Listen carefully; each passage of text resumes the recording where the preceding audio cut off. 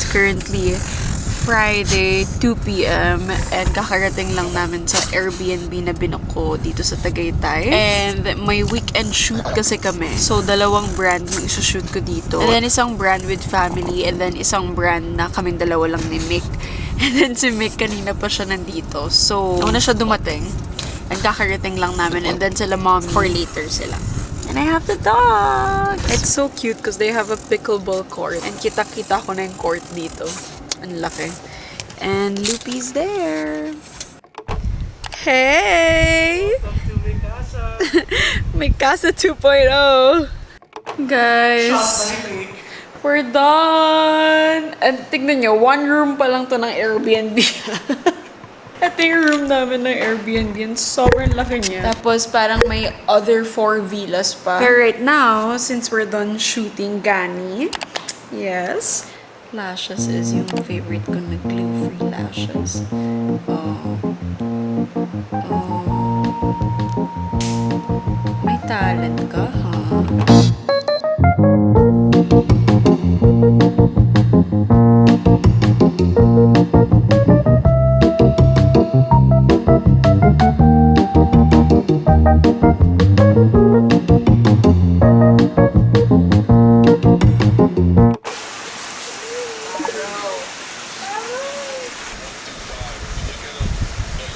Guys, this is the humongous place.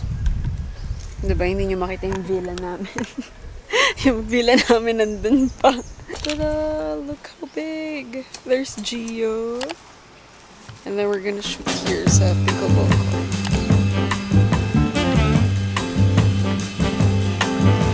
Behind the scenes!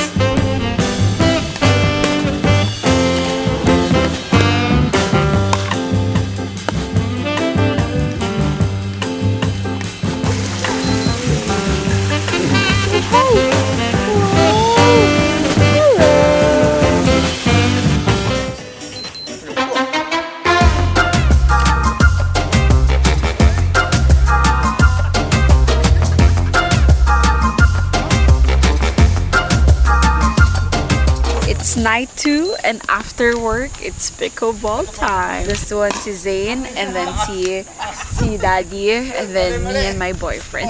And then there's Gio. Siya yung nagtuturo sa amin kung paano maglaro na ito kasi first time lang namin laro ito. So, watch us. Vlog takeover.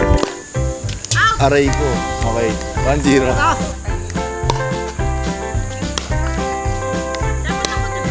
Oh, yan. Yan. Pwede na pumasok. Pwede na walang bounce. Patay kayo! Ay, out ba? Outside, outside. Bounce muna. Yan. Okay, dire-diretso na yan. Yan. Gago, ganda. Sayang. Yan, ganda. Ganda. Okay. Ganda. Ay, sayang.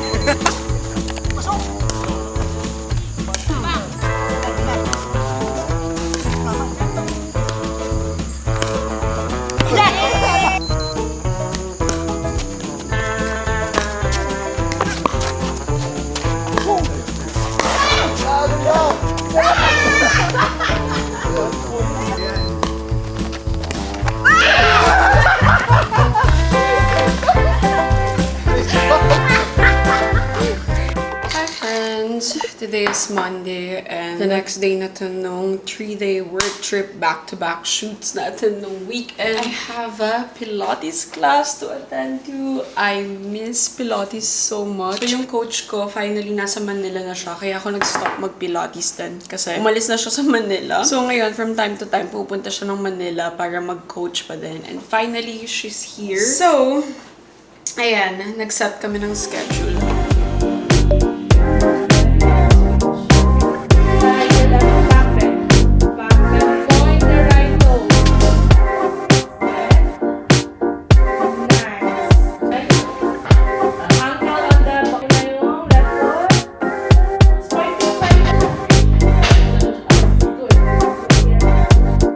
Hi friends! Today is hot Pilates class again.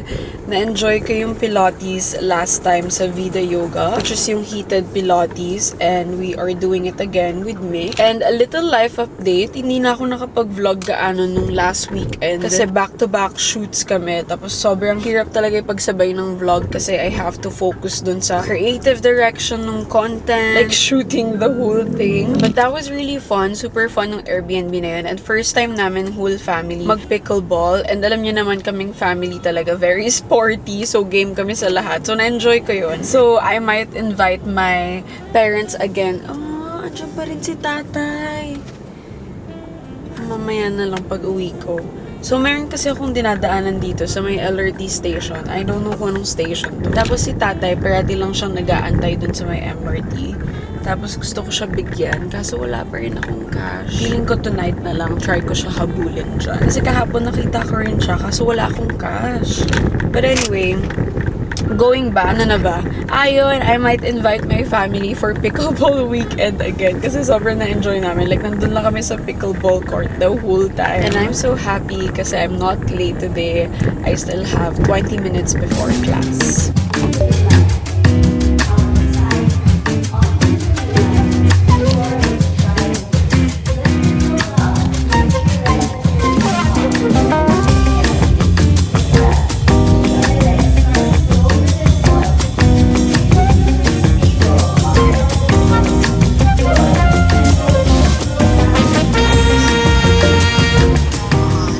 Lunchtime! Thank you for lunchtime! Anyway, I got yung orange Americano. Ito kasi yung na-try ko sa Australia noon na hinahanap-hanap ko na it's so fucking good. I forgot ko nung store or shop, coffee shop yun. Pero it's sarap na.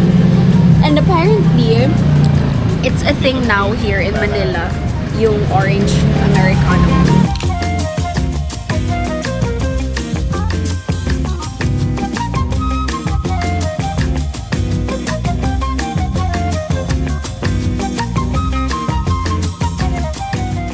Where are we going? Okay, we're gonna go to Greenbelt for MFK visit or one-on-one class. Actually, hindi ko alam. Pero like, visit lang I siya. hope I get a Baccarat Rouge 540. Baccarat Rouge. Francis Cook de Chong. And then, since medyo running late na kami for class, I think papa-valet ko na lang yung car para hindi na ako mag-park para diretso na kami dun sa shop. And then mag-check din pala kami ng mga few local stores in Greenbelt. Tropa store. And then may mga ibang store ako na gusto i-check. Nakikita ko. Like Bottega. Ay magpapa-leather cleaning pala tayo ng Bottega din.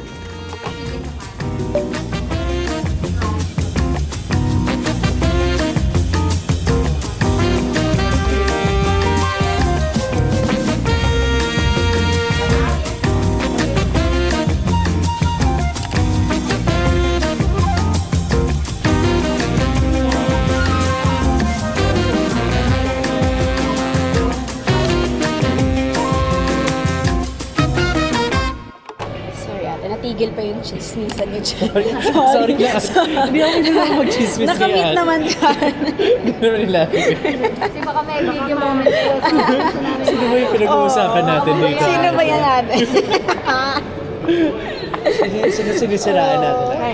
Ay, nagmamakpol kami kasi sabi namin, ba't ba aga magsala ng MRT? Okay lang na sabihin niyo dito. Oo nga, ate, para... I-raise natin yung concern na yan. Maaga na. Malls, Ted. So, dapat, bukas sila ng 11. Oh. Ano yung oras ba sila ate? MRT ngayon? 10. 10? Hanggang 10 lang? Pagka weekend. Weekend. Weekday. Weekend yung late. 11, 10. Kasi Tama po, nga naman. ang out namin dito sa mall, 10.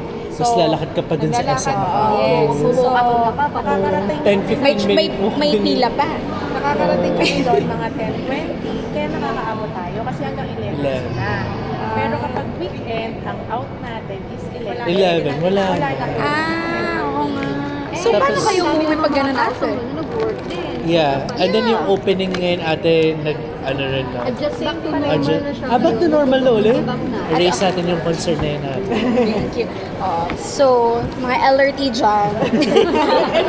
Pakinggan nyo sila. LRT, MRT, okay? Tsaka, bumoto kayo ng tama. Correct. Yan yung importante, guys. Okay. So, sabi nila, 10 nagko-close yung mall. Tapos, yung 11 nagko-close yung mall pag weekends. Tapos, yung LRT nagko-close na hanggang 10. Oo. Siksikan na kami sa sa bus. Anong stop na kayo, sa ate? bus na. Quezon City ako. Ikaw, ate. Bumababa kasi ako sa Cubao. So, mauna so ka. bus Tapos siya. Tapos, isa. Antipolo. Yeah.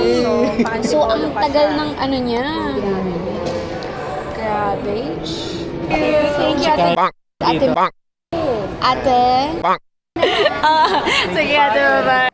Hi friends, today is the next day na. And may shoot kami ni Gio kasi hindi namin natapos no last weekend. Diba nag-back-to-back shoot kami? Sobrang haba kasi ng reel na to. And then binabasa ko yung content outline and I think I have some few changes. So, I am gonna write para mabilis yung workflow namin ni Gio today. So, let's get some work done and then tomorrow Labor Day na, pahinga na tayo and then restart na ulit or reset na ulit for the month of May. Ay, so to all of the sensitive child besties out, the same way I did emergencies to happen. Sa marathon.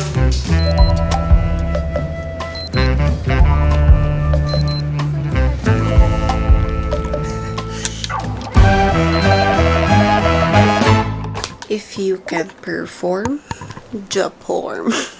Yung last Airbnb namin, sobrang na-enjoy naming family yung pickleball.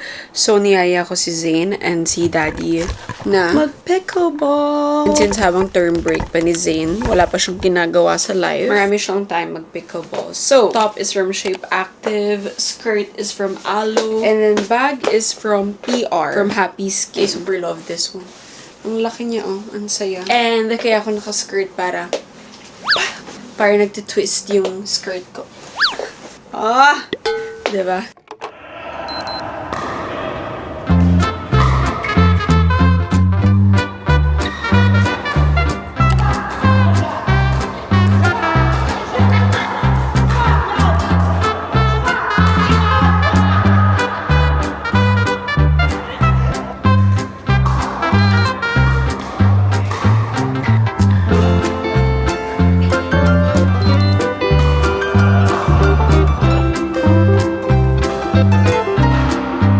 Okay, time check, 8:40 p.m.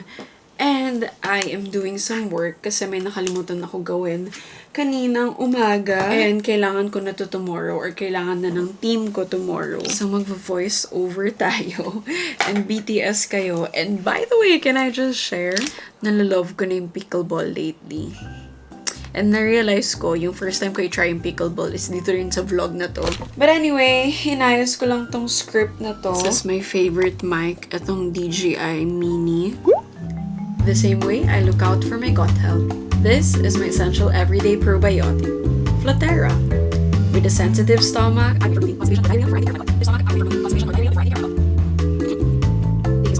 okay, now I am done and isasend ko na lang to dun sa team ko para i-edit niya and then sasabihin ko nag-update din ako ng script kasi para umikli yung video and I think I'm done for today. And then I'm gonna chill na, I'm gonna have my dinner and then rest na kasi tomorrow I have to edit this vlog para may ma-upload tayo. And can I just say, I've been consistent for the past 2 weeks.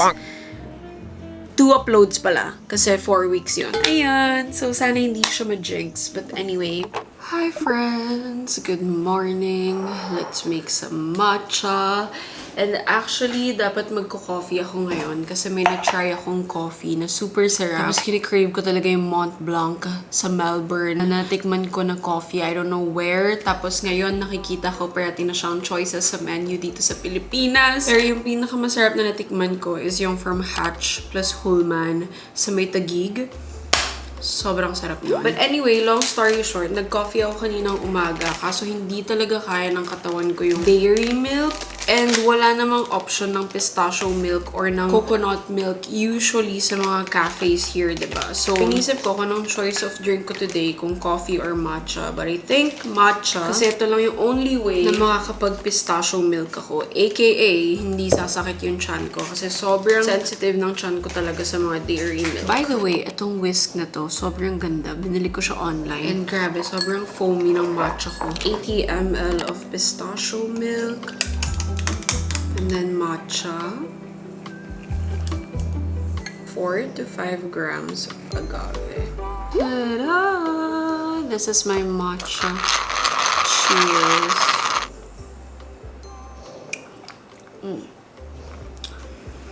Okay, before editing a video, I need to fix some service invoice pala. Kasi filing na naman ng taxes for the first quarter. So, let's write some resibo. Mga resibo para sa taxes.